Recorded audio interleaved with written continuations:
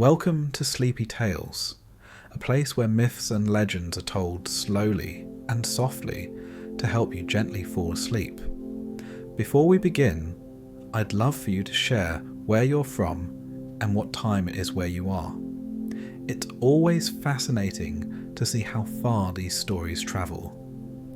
And if you enjoy relaxing stories, don't forget to subscribe and hit the bell icon so you never miss a night of our peaceful tales. Now, settle in, relax, and drift off to tonight's bedtime story.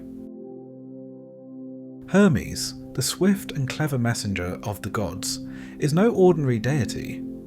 He is the one who carries messages and secrets between gods and between God and humans. He watches over travellers, trade, cunning, and the hidden paths that connect worlds. Born of Maya and Zeus, he moves effortlessly between mortals and immortals, life and death, desire and duty, always a step ahead, always unseen yet profoundly present. His wit sparks stories, his guidance shapes destinies, and his fleeting loves leave echoes that linger through myth and memory. This is the story of Hermes, the eternal traveller, whose steps shape worlds, whose cleverness bends fate, and whose restless spirit belongs everywhere and nowhere, inviting all who follow to glimpse the hidden threads of the universe. Hermes was born on a quiet morning in a cave on Mount Selene, a place hidden from the eyes of most mortals and gods alike.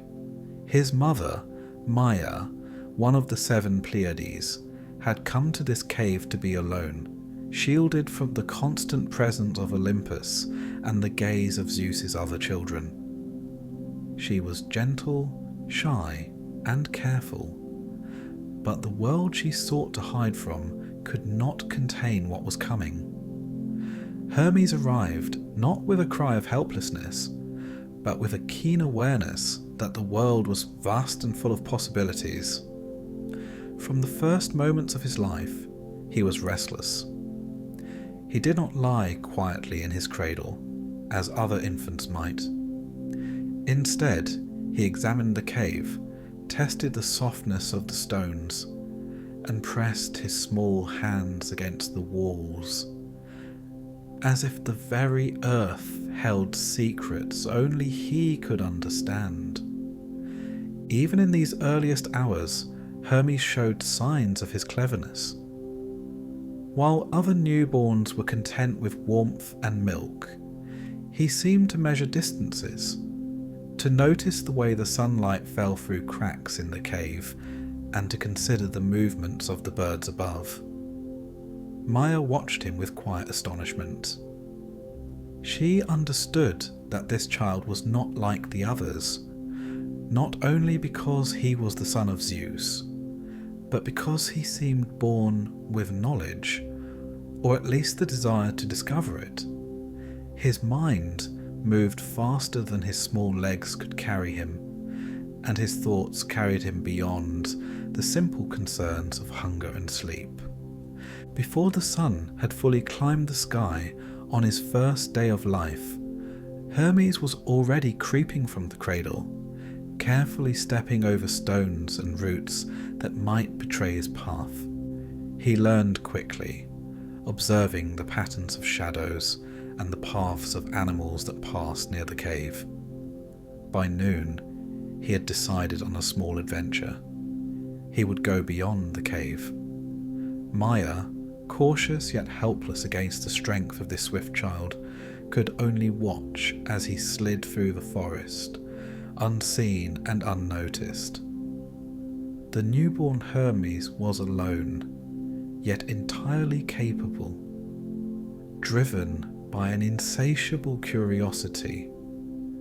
It was not long before Hermes discovered the cattle of Apollo resting in the distant meadows. He had heard whispers of the golden cattle from Maya's stories, though he had not yet met Apollo. The child was fascinated. He understood the concept of ownership, though he had not yet learned respect for it. To Hermes, these creatures were simply opportunities, parts of the world to be measured and counted.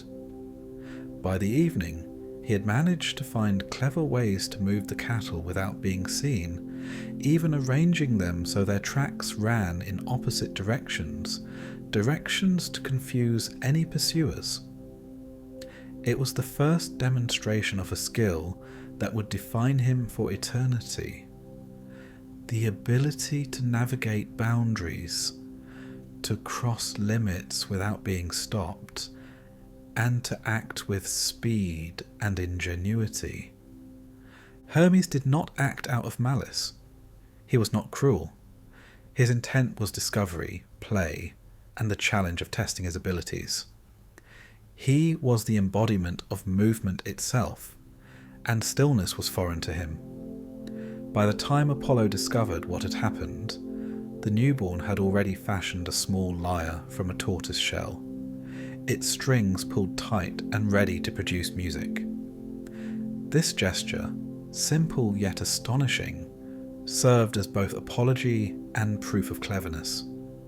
Apollo, recognizing both skill and charm in the infant, could not be truly angry.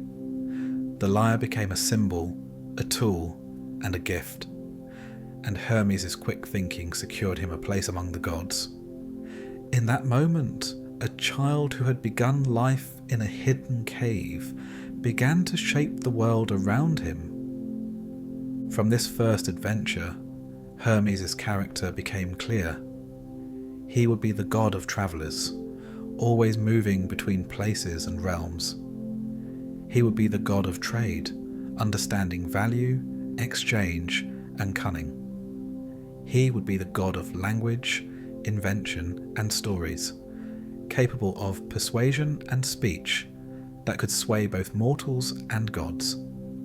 He would be the god of thieves, not out of desire for wrongdoing, but because he could navigate rules, find paths others overlooked, and cross limits without fear. Most importantly, he would be a god of boundaries, those of space, of life and death, of law and chaos, able to move across them with grace and speed, observing, influencing, and connecting where others could not. The early years of Hermes were filled with movement and learning. Maya continued to watch, guiding him gently when necessary, but always allowing him freedom. He explored the mountains, the valleys, and the rivers, learning the paths that mortals and animals travelled, understanding the flow of water and wind, the ways that light and shadow could be used to hide or reveal. Every step was a lesson, every small act of mischief, a practice in the art of perception. He listened to the stories of mortals who passed near the cave, piecing together their lives from fragments of song and whispers of voices. He watched the seasons change and learned the value of timing, of knowing when to act and when to wait. By the time Hermes reached the age where he could speak clearly and act decisively, he had already earned a reputation among the gods for both brilliance and unpredictability. Zeus, recognizing the cleverness of his son, entrusted him with tasks that required speed and judgment, beginning a life of service as messenger. Hermes' role was unique. Unlike the other gods, whose domains were fixed, the sea, the sky, the harvest, Hermes moved freely between them. He could speak with mortals without losing his divinity. He could enter the underworld without fear and return with messages that needed to pass untouched.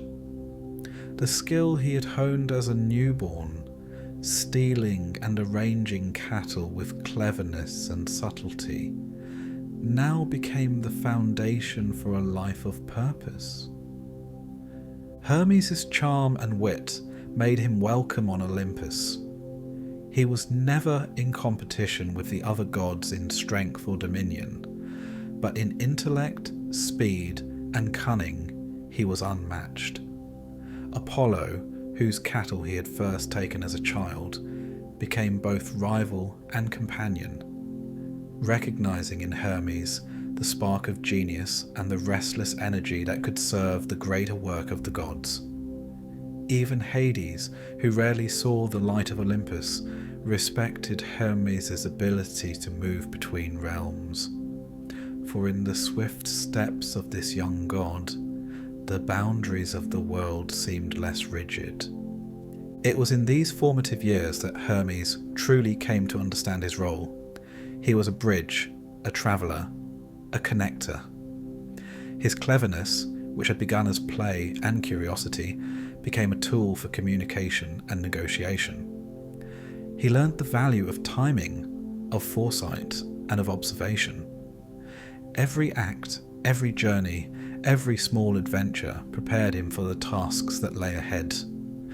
Tasks that would require both skill and diplomacy, speed and insight. Hermes was learning that to be messenger of the gods was not merely to carry words or items, but to carry understanding, guidance, and sometimes subtle intervention. And so, the swift god continued to grow, always moving, always learning, always preparing. From the cave of Maya to the heights of Olympus, his steps left traces that few could follow, and yet those who paid attention could see the influence of his mind in every path, every message, and every clever solution to a problem. Hermes had not yet finished his education in the ways of gods and mortals, but he had already begun to shape the world with the gifts of speed, intelligence, and cunning. From his earliest hours, he had shown that life could be navigated with both charm and precision, that boundaries could be crossed, and that the world was a place full of opportunities for those who moved wisely. By the time the sun had set on the mountain of his birth, Hermes had claimed his place among the gods. He was swift, clever, and restless, a newborn whose first acts had already shaped destinies. And yet, this was only the beginning. Beyond Olympus and the forest below, there were mortals to guide, messages to carry, and paths between worlds to travel. The adventures of Hermes were only starting, and the story of the messenger god would continue, always moving forwards, always shaping the connections between earth and heaven, life and death, the known and the unseen. Hermes, the swift and clever god, took his place not only among the Olympians, but also in the spaces between worlds. From the moment he claimed his role, he became a bridge where few others could go. The heavens, the earth, and the underworld were separate realms with their own rules, yet Hermes moved freely among them. He carried messages, observed events, and guided travellers, both mortal and divine, without ever being bound to a single place. His feet, often depicted with wings, were symbols of the speed and freedom that defined him. His mind, sharp and thoughtful, allowed him to understand the concerns of gods and humans alike, and to carry out duties that required both tact and swiftness. Zeus, the ruler of Olympus, found in Hermes a perfect messenger. Whenever a command needed delivery, a warning sent, or a task assigned, Hermes was ready. He could traverse vast distances in a heartbeat, appearing in fields, mountains, or palaces without disturbing the natural flow of life. Mortals often caught only glimpses of him.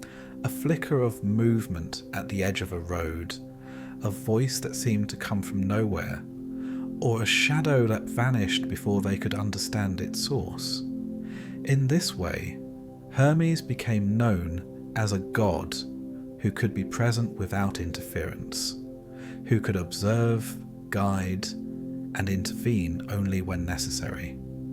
Travellers on lonely roads often prayed to him, unaware that they were asking for help from a god whose mind and body were tuned to motion itself.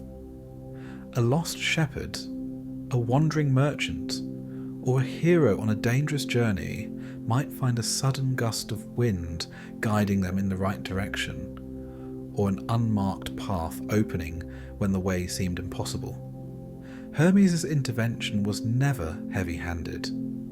He understood the value of choice, of effort, and of growth.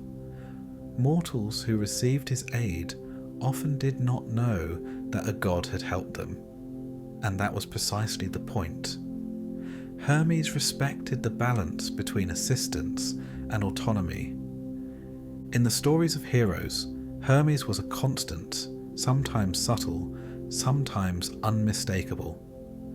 When Perseus needed guidance in his quest to confront Medusa, Hermes provided winged sandals, a reflective shield, and the wisdom to approach the dangerous task without succumbing to fear. Every gift, every word, and every item Hermes offered was meant not merely to complete the mission, but to enable understanding, courage, and careful judgment. He did not simply deliver solutions, he provided tools to navigate challenges. This approach reflected his understanding of both mortal limitations and divine responsibilities. Yet Hermes' freedom extended beyond the living. He was a psychopomp, a guide of souls to the underworld. Hades, the stern ruler of the dead, recognized Hermes' ability to move between life and death without altering the balance of either. Souls, sometimes frightened or confused, found solace in his presence, for he offered guidance without judgment. He understood the inevitability of death, but also the dignity of transition. In this role, Hermes was neither harsh nor fearful. He was steady, reliable, and swift. By escorting the dead, he maintained the order that the gods required while honouring the journeys of those who had lived.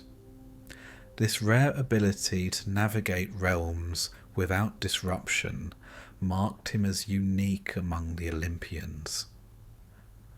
Hermes' work required subtlety. The gods were not always in agreement, and the world of mortals was unpredictable. When disputes arose, Hermes often acted as mediator.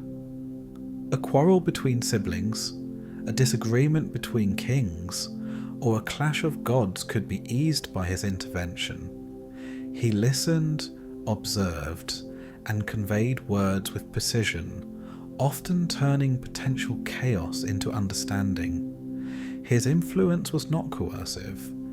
It was the product of insight and awareness. To be a messenger in such a complex system demanded intelligence as much as speed, and Hermes possessed both in abundance. The mortal world itself was filled with challenges and journeys that required guidance. A farmer crossing mountains to reach fertile fields, a traveller seeking the safety of a distant city, or a merchant carrying precious goods all benefited from Hermes' unseen presence. He could guide a footstep, inspire a decision, or create a coincidence that directed events favourably. Travellers honoured him with small offerings, the smoke of incense, a coin left at a crossroads, or a whispered prayer of thanks. Though these acts were simple, they acknowledged the invisible hand of a god whose domain was motion and communication. Even among the gods, Hermes' work required creativity. There were times when messages had to be delivered in secret, or when information needed to reach mortals without alerting other gods. Hermes learned to adapt to every situation, using disguises, illusions, and clever planning. His winged sandals were more than symbols. They were tools, enabling him to appear suddenly, vanish without trace, and carry the weight of responsibility without faltering. In every encounter, whether with mortal or immortal, he maintained balance, never favouring one side too heavily, and always preserving the delicate equilibrium of worlds. Hermes also understood timing. A message delivered too early or too late could change the course of events entirely.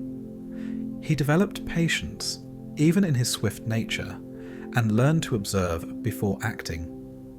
This quality made him not only a messenger, but also a guardian of outcomes.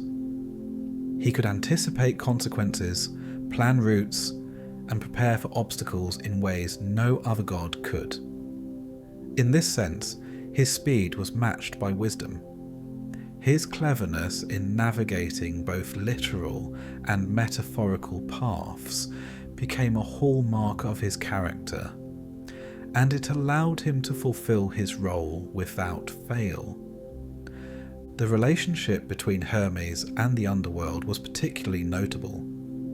He was one of the few gods whom Hades trusted implicitly. While other gods feared the dead, or sought to avoid the realm of shadows, Hermes moved through it with purpose and care. He knew the laws of life and death, and he respected them. Souls were rarely coerced or hurried. Instead, they were guided by the steady presence of a god whose understanding transcended fear. Mortals, who sometimes glimpsed him as a fleeting figure, could not know the full extent of his work. Yet it was his attention to these unseen matters that cemented his reputation as a divine mediator. Through all these duties, Hermes retained the qualities that had defined him since birth: restlessness, curiosity, and cleverness. He remained the swift god who moved through every space, yet he had learned to use his abilities with purpose. His early mischief with Apollo's cattle had evolved into careful observation and deliberate action. The cleverness that had once been playful now served harmony, communication, and understanding. In this way, Hermes became indispensable to both gods and mortals, a presence whose influence shaped events without drawing attention to itself. And so, the messenger of Olympus continued his work, moving between realms, guiding heroes, aiding mortals, and carrying messages that could alter destinies. His speed and cunning allowed him to navigate challenges that others could not, yet it was his wisdom, balance, and insight that ensured his success. Hermes was never bound, yet he carried responsibility. He was free, yet he served. This balance between motion and mediation, between freedom and duty, defined the god and prepared him for experiences that lay ahead. There were journeys to witness, conflicts to ease, and souls to guide. But beyond these tasks, Hermes was beginning to understand the complexity of life itself, both mortal and divine.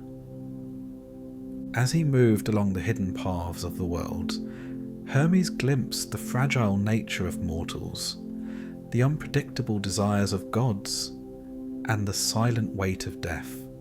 He began to see that his role was not only to deliver messages, but also to maintain harmony, to connect the distant, and to prepare both worlds for what might come.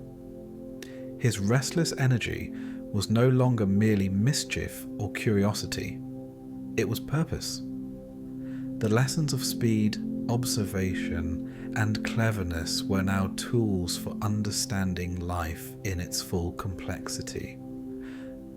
Thus, Hermes continued to journey, swift and sure, guiding, observing, and intervening where needed. The worlds were vast, full of paths unseen and stories untold, and he was uniquely prepared to navigate them all. Yet even as he perfected his craft as a messenger, he would encounter lessons of mortality, love, and human desire. Experiences that would shape not only his tasks, but his understanding of the balance between motion and stillness, between gods and humans, and between life and death. His adventures were far from over, and the lessons he gathered would guide him into realms even more profound and personal than the journeys he had already undertaken. Hermes, though swift and clever, came to see that even speed and wit could not avoid the limitations of existence. Mortals moved slowly compared to him, each step measured by time that he hardly felt, and yet their lives carried weight and meaning far beyond what his own freedom could provide. As he travelled along the roads, through cities and villages, across mountains and fields, he watched humans struggle with forces both visible and unseen. Illness, loss, hunger, and desire all shaped their actions.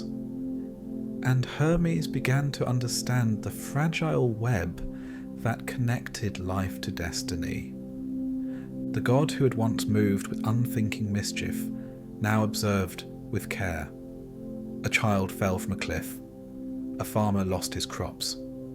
A mother wept for a son who would not return. Hermes did not intervene directly in every suffering. The laws of mortality were not his to change, but he saw patterns, connections, and consequences, and in his quiet presence he sometimes offered small guidance.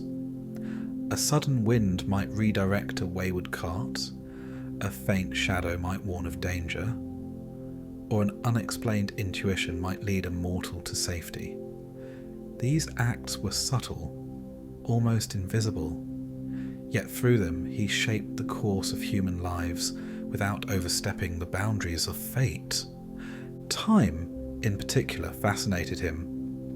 Humans aged, suffered, and died, and their lives were marked by a rhythm he could barely measure. Even the gods, immortal though they were not free from the weight of responsibility or error. Hermes saw disputes on Olympus, conflicts that required careful negotiation, and moments when even divine foresight could fail. Mortals lived compressed lives, full of urgency and consequence. Their choices mattered profoundly, even when hidden from his eyes. Hermes began to understand that messages carried more than words. They carried hope, warning, opportunity, and sometimes grief. A single letter or whisper could lift spirits or shatter them, depending on timing, clarity, and interpretation. Through these observations, Hermes grew reflective. He remembered his earliest hours, stealing Apollo's cattle with curiosity and playfulness, crafting the lyre with ingenuity. That cleverness, once used for amusement, now served a larger purpose. In guiding travellers, delivering messages, and moving between worlds, he began to sense a responsibility that had not yet existed in his youth.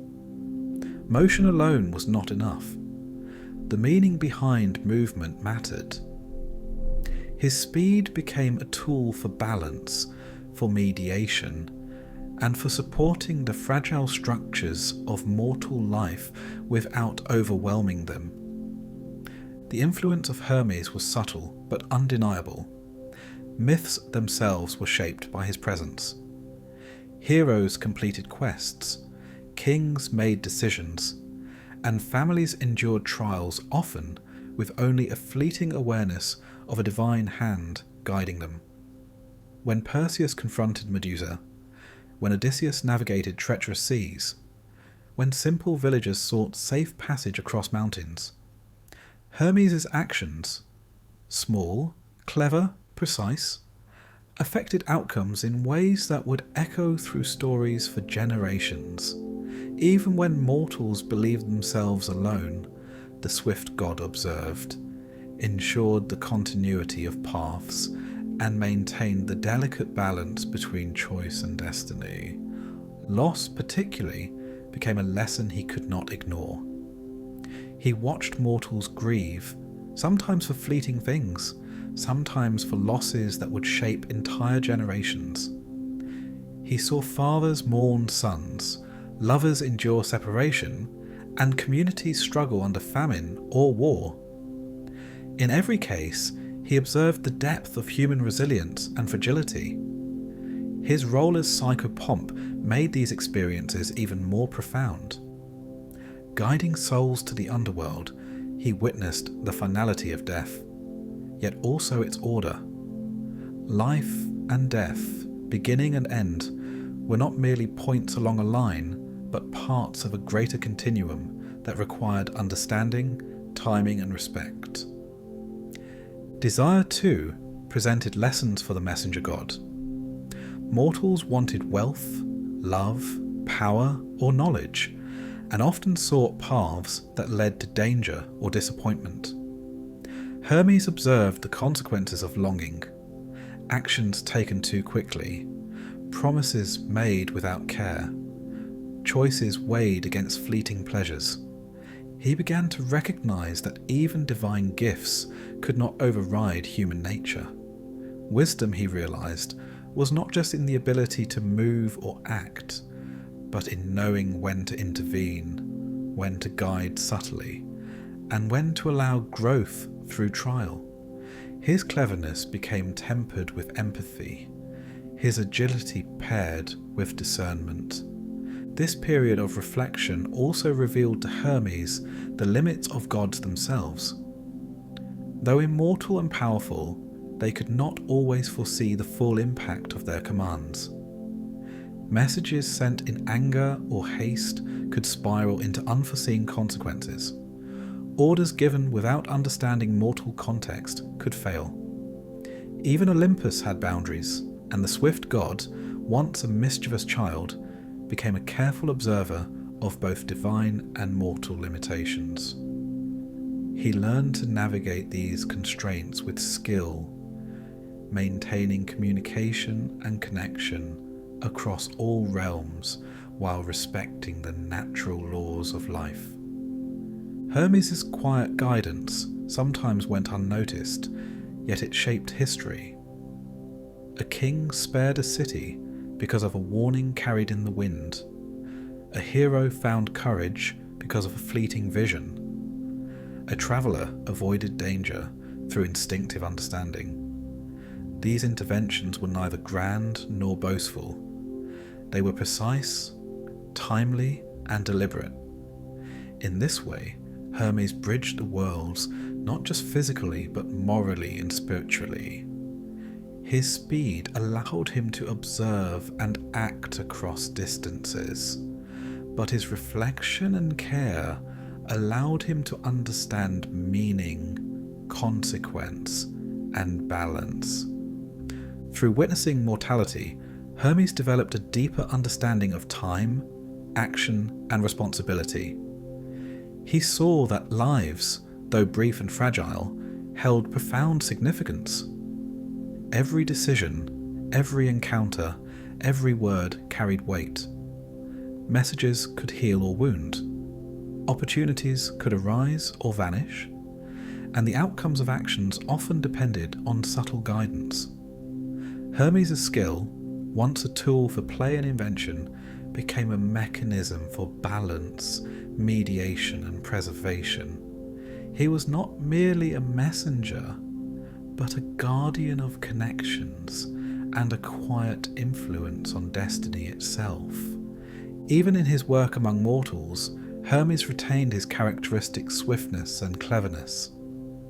He continued to move freely, unseen but present, always observing, always adapting. Yet now, his motion carried awareness, his actions carried meaning, and his interventions were informed by reflection. Mortals might glimpse him as a fleeting figure at a crossroads, or feel an unexplained certainty in a decision, unaware of the god who had influenced them.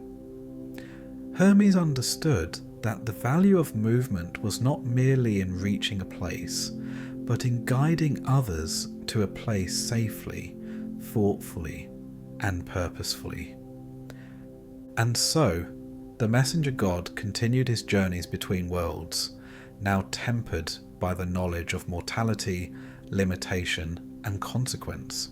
He carried messages, guided travellers, and observed human desire with careful attention. His cleverness remained, but it had been shaped by empathy. His restlessness remained, but it had been guided by purpose. Through these experiences, Hermes began to see that life was not merely a sequence of actions, but a network of choices, responsibilities, and consequences. Every intervention, no matter how small, could ripple across time, influencing destinies in ways that even he might not fully see. The lessons of mortality were only beginning. Hermes would come to understand more deeply the human heart, the desires that pull people forward, and the love that complicates even the wisest plans. His interactions with mortals and gods alike would teach him that motion alone was not enough, that insight and care were equally necessary. As he observed the fragility of life and the limitations of power, he began to recognize that some journeys were internal as well as physical, and that understanding the human heart would be as important as guiding a traveller across mountains or carrying a message across worlds. Thus, Hermes moved onward, swift and perceptive, balancing freedom with responsibility, observation with action. Mortality had revealed the weight of consequence, the importance of timing, and the complexity of desire. The playful cleverness of his youth had matured into a careful, thoughtful skill, allowing him to navigate not only the spaces between worlds, but the spaces between hearts. And as he continued on these paths, he would soon encounter experiences of love, longing, and attachment that would test his speed, wisdom, and patience in ways that no message or journey had yet demanded. Hermes, swift and clever, carried with him a heart as restless as his feet. The same speed that allowed him to traverse mountains, seas, and the hidden paths of the world also guided his desires. Love, for him, was a journey without a permanent destination. He was drawn to beauty, to curiosity, to the spark of life that flickered in mortals and nymphs alike. Yet he was never meant to linger. The world itself seemed too vast, too full of motion, for his attention to remain in one place for long. And so, Hermes loved with intensity, and left with gentle inevitability. Among the nymphs of the forests and rivers, Hermes found companions whose laughter echoed his own restless energy. They were free-spirited, aware of the fleeting nature of existence, and delighted in the cleverness and speed of the god. He would appear suddenly in sunlit glades, leaning lightly against a tree, or seated on a moss-covered rock, eyes bright with mischief and charm. Time with him was quick, moments vivid and memorable, yet always impermanent. Mortals and immortals alike felt the warmth of his attention, the subtle care in his touch, but none could capture him fully. His presence was a gift, brief and brilliant, a flicker of light that inspired and charmed before vanishing again. Hermes' connection with mortals was no less profound, though it carried the bittersweet weight of difference. He admired their courage, their creativity, and their endurance against the limits of mortality. Lovers who felt the touch of the god often experienced an awakening, a moment of understanding that life could hold more than what they had imagined. Yet Hermes, aware of the gulf between the immortal and the human, could not remain. He offered joy, insight, and inspiration, but his love was inevitably transient. Those who remembered him carried the memory like a sudden wind, felt deeply but impossible to hold. Among all his relationships, the union with Aphrodite was perhaps the most significant, though even it was marked by his restlessness. Aphrodite, radiant and enduring, embodied beauty, desire, and the power of attraction itself. In Hermes, she encountered a matching cleverness and a lightness of heart, a mind that moved with freedom and curiosity. Their connection produced Hermaphroditus, a child who symbolized the joining of opposites, the blending of qualities that were both divine and human, swift and steady, playful and contemplative. In this child, Hermes' fleeting energy was captured in a new form, a life that carried traces of both parents and hinted at the complexity of love that was both temporary and lasting. Hermes' affection for Aphrodite was genuine, tempered with care and respect, yet it couldn't anchor him. Love, for him, was always a path, a journey between understanding and desire, rather than a place of permanent dwelling. He remained devoted in thought, present in brief moments, but never bound by expectation or routine. Aphrodite herself, wise and eternal, recognized this. Their bond was not defined by permanence, but by the understanding that love could be profound even without possession. In their child, Hermes found a legacy of affection, a reminder that even fleeting encounters could produce lasting significance. Other encounters followed the same pattern.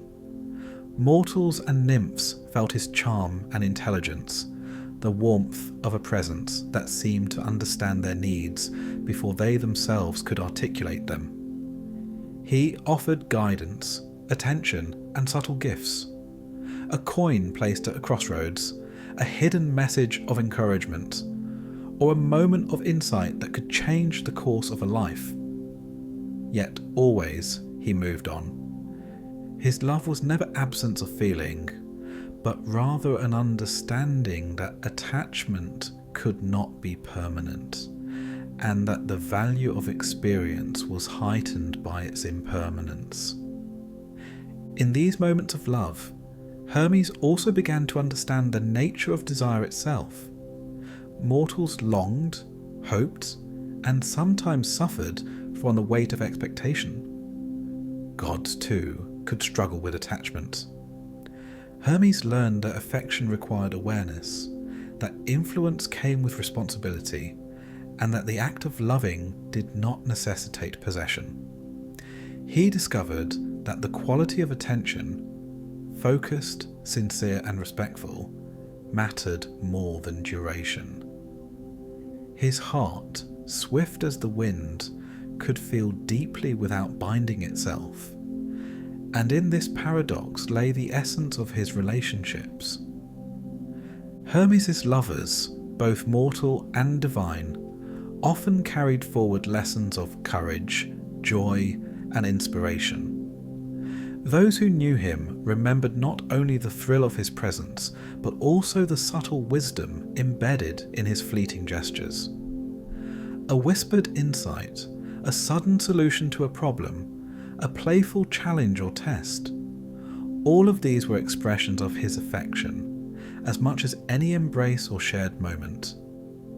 He loved in motion, and in doing so, left behind echoes that shaped lives and destinies, even without intention.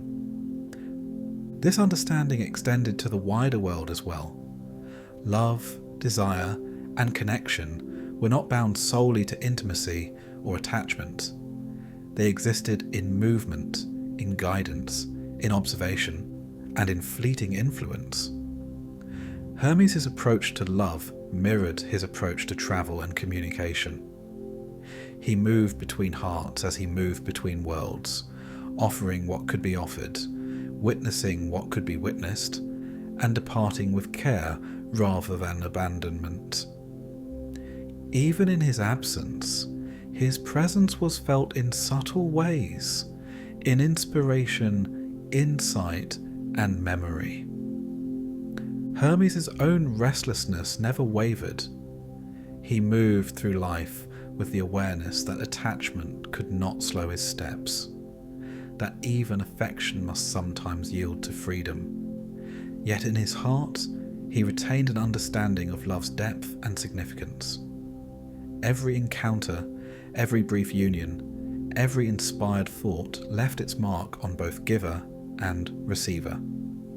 In this way, Hermes' love was both transient and enduring, a paradox that reflected the complexity of motion, desire, and mortality. Even as he guided travellers, delivered messages, and observed human fragility, Hermes carried the lessons of love with him. They shaped the way he moved, the way he acted, and the way he understood consequence. Desire and affection, like speed and cleverness, required balance. They demanded attention, timing, and care, and they were never to be taken lightly. In this, Hermes matured, even while remaining elusive. He began to understand that love was not a destination, but a journey in itself, one that required respect, insight, and acceptance of its impermanence. And so, Hermes continued, swift and perceptive, carrying not only messages and travellers, but also the wisdom of love's fleeting and powerful nature. His heart, though never fixed, grew in understanding. His movements, once purely mischievous, now carried empathy, subtle guidance, and awareness of the delicate bonds between mortals and gods, between hearts and destiny. He loved, observed, and departed, leaving traces of himself that would persist far longer than his presence, shaping lives in ways both quiet and profound. As he wandered, Hermes began to see the patterns of connection, the intricate balance between movement and stillness, between freedom and care, between desire and responsibility. He was a god of motion, but also a god of understanding. Love, like travel, required foresight and thoughtfulness. Attachment was not his path, yet awareness and compassion were. The lessons of love intertwined with the lessons of mortality, preparing him for challenges and experiences that would test not his speed, but his insight, wisdom, and patience. Thus, Hermes moved forward, carrying with him the gentle weight of love, the lessons of fleeting affection, and the understanding that connection could exist without permanence. He had learned that influence and care could extend beyond physical presence, and that even brief encounters could leave lasting impact. As he travelled between worlds, guided souls, and observed human lives, he carried this knowledge as part of his ever-growing wisdom. His journey would continue, as it always had, leading him toward experiences that demanded not only cleverness and speed, but also reflection, balance, and the deepest understanding of the world and those who inhabit it. Hermes, the swift and clever god, had travelled far beyond the mountains of his birth, beyond the meadows where he first stole Apollo's cattle, and beyond the roads of mortal cities. He had moved between gods and humans, life and death, desire and understanding. Yet even as centuries passed and civilizations rose and fell, he remained unchanged in his essence, the eternal traveller, a being whose steps touched every corner of the world, yet left no permanent mark on any. He belonged everywhere, yet nowhere. time itself seemed to bend around him. Where mortals measured years in toil and change, Hermes experienced movement as constant, seamless, and infinite. Empires built temples to gods who claimed dominion over the sea, the sky, or the harvest. Yet Hermes required no sanctuary. His temple was the road, the hidden path, the crossroads where lives intersected. He was present in commerce and trade, in stories and song, in discovery and invention. Every exchange of goods, every clever idea, every inspired insight carried traces of him. And yet, mortals often remained unaware, sensing only a fortunate coincidence, a flash of inspiration, or a sudden understanding that changed the course of a day, a life, or even history. In his role as psychopomp, Hermes continued to guide souls with unwavering purpose. He walked silently beside the departed, unseen by the living, yet completely present to those who had left the mortal world. Hades trusted him implicitly, knowing that no soul would be misled or mishandled in his care. Hermes moved between realms with ease, offering dignity, direction, and calm. Death, which terrified mortals and even unsettled some gods, was merely another path to navigate, another journey to facilitate. In this, he became a constant, a stabilizing presence in a world defined by impermanence. Hermes also remained a messenger. He carried words between gods, kings, heroes, and ordinary people. Commands, prayers, warnings, and inspiration all passed through his hands and across his wings. He understood that messages were not merely information, they were catalysts capable of changing minds, choices, and destinies. He delivered not only the literal words, but the subtle intentions behind them, reading between the lines of mortal speech and divine decree alike. In this way, Hermes acted as a silent architect, shaping the flow of communication across the cosmos. Trade and invention, too, bore his mark. Wherever humans sought to exchange goods, coins, or knowledge, his influence was present. He inspired cleverness in merchants, ingenuity in craftsmen, and innovation in those who sought solutions to problems large and small. His touch was invisible yet undeniable, embedded in the thrill of discovery, the sudden spark of an idea, or the fortunate turn of events that allowed a plan to succeed. He understood the rhythm of effort and reward, of negotiation and balance, and he guided mortals to act with skill, foresight, and fairness. Yet even in his eternal work, Hermes remained a being of motion. Stillness was never comfortable for him, and he never grew attached to permanence. He watched the rise and fall of cities, the ebb and flow of empires, and the transformation of cultures. But his steps remained unbound. In every age he adapted, moving with the currents of human endeavour, understanding, and change. He became a symbol not only of swiftness, but of adaptability, intelligence, and the subtle power of connection. In a world defined by both continuity and change, Hermes was a bridge across time, linking the past to the present, the mortal to the divine. Hermes' presence in myth was equally enduring. Stories of heroes, gods, and mortals carried his influence through generations.